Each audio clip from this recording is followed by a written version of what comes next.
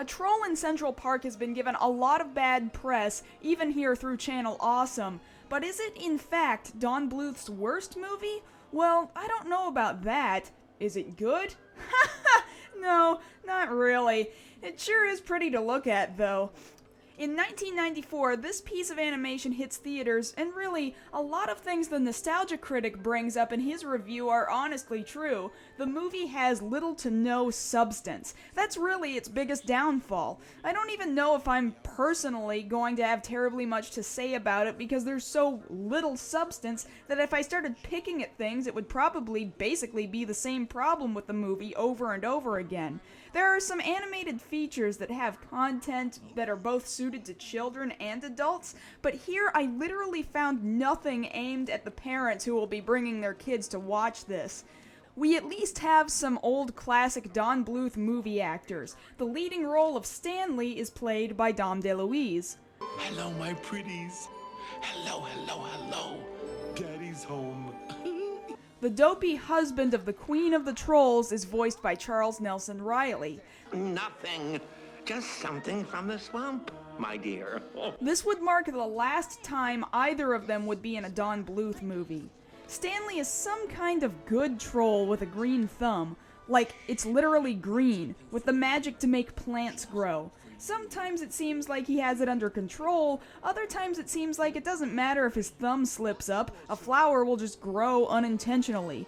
Gnorga, the queen of the trolls, however, has a gray thumb which turns things into stone. It doesn't look like any other trolls in this community have magic thumbs. I'd be intensely interested in finding out just how these thumbs work, how the trolls got their thumbs, or why nobody else has them. But of course, it's completely unexplained. Some of the songs in the movie are okay, but frankly the first one we're given doesn't exactly start us off with much hope. It feels delicious to be so vicious. I'm Gnorga, the queen of mean. Stanley, of course, is caught growing flowers. It's suggested that Stanley, rather than being turned to stone, gets banished to some place where nothing ever grows. I assume they were aiming for New York City, as in the streets of the city itself, but it appears they missed their precise mark and threw Stanley into Central Park. Really, we could just end the movie right there. I wish we could. The trolls get what they want, Stanley gets what he wants, and things are settled. But this is only about 10 minutes into the movie. Now, to make things worse, we have to be introduced to a pair of unattended children. Rosie is a toddler who can barely speak, and Gus is a spoiled brat of a child with one of those awful rat tail buzz cuts. Why can't we ever do what I want to do? I want to do what I want to do! When the kids don't get what they want, they sneak out past their unattentive nanny and go to Central Park where Gus can play with his boat. My question is, why did Gus bring his sister at all? He specifically invited her to come along. Hey, Rosie, wanna go with me? What older brother actually wants to take his little sister with him anywhere? Anyway, he sucks at being an older brother and allows her to walk through shallow, drownable water unnoticed, down into a hole where Stanley has been hiding on his little patch of green. Stanley, I get that you're unhappy, but you've already proven that you can make tons more green than just that little patch. Even if you had a bad experience outside the park, that shouldn't ruin the fact that you have a green thumb. Well, Rosie and Stanley get along great. I guess Rosie has inspired Stanley to start growing things again. And now we have this mystical green experience. There really isn't any content here. It's just pretty. It's what Don Bluth is good at, I suppose. Somewhere like nowhere else you've ever seen. That's absolutely green. Gus slides in finally, and at that moment, just for one brief moment, it's like the movie becomes self-aware. Stop saying that! He can't be a troll because there's no such thing as trolls. Uh-oh, talking flowers. This is weird. There's a lot of singing and dancing, but again, it's not a lot of content. We're nearly halfway through the movie already, and it just doesn't feel like terribly much of anything has happened. Back in Troll Land, Gnorga sees Rosie crying. She loves it. But in the process, she also sees Stanley, not in pain, not unhappy at all. Frankly, I don't fully understand why they even care at this point. Stanley's off, away from everybody, banished forever, and has nothing to do with the daily lives of all the nasty trolls in Trollland. I suppose it's established a little bit later that Stanley somehow ruins the reputation for trolls everywhere, but I want to know how. Who else besides the Queen was able to see that Stanley was happy and alive in Central Park? What newspapers are reporting on this? And anyway, it somewhat sounded like the trolls had never really ever been to New York or knew what was in it. So it isn't like there's a group of trolls in the city being mean to humans all the time and Stanley is getting in the way of their work. And if he is, we aren't shown anything that establishes this. It's just a guess on my part. Anyway, Gnorga makes Gus cry in an attempt to drown Stanley, but Stanley magics Gus's broken toy boat into a bigger toy boat. Wait, his green thumb can change the size of objects? It can do that? Well, Gus saves his sister from drowning and quits crying. Now we have more pretty scenery.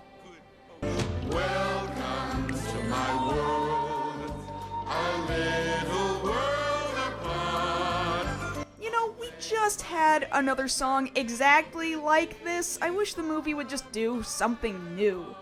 At any rate, Stanley survives drowning, so the Queen is still pissed. She and her husband ride a tornado into Central Park to finish the job themselves.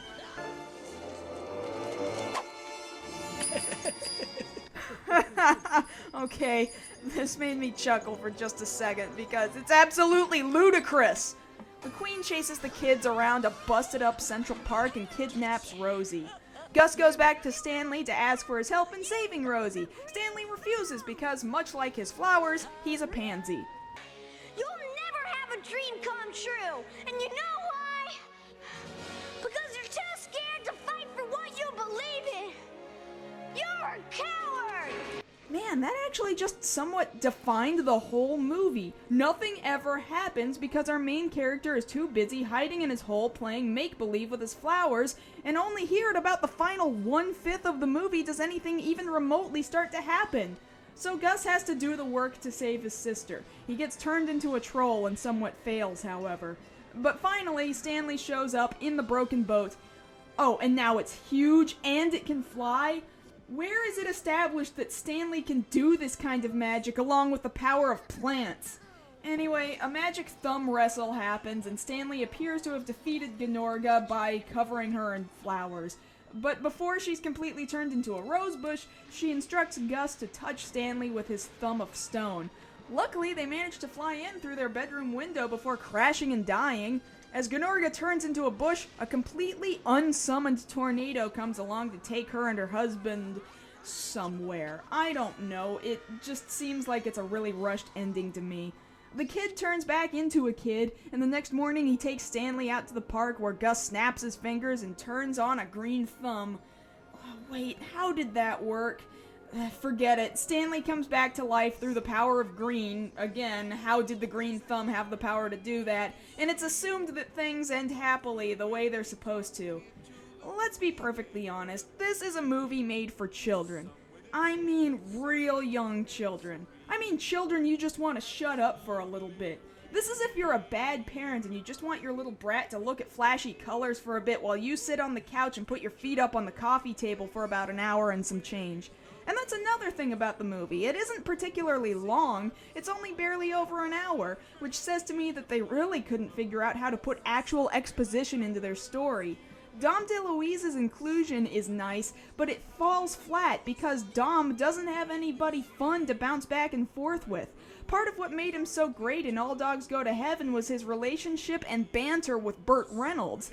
In this movie, the only people Stanley has to talk to is a toddler who only says the occasional single word, and Gus, a bratty child who he keeps trying to convince to daydream a whole bunch. So, in conclusion, I think the movie only suffers because there isn't much of a movie there to begin with. Otherwise, if you just want to watch a pretty cartoon about dancing flowers, well, I can hardly think of a better movie to do that with than this one.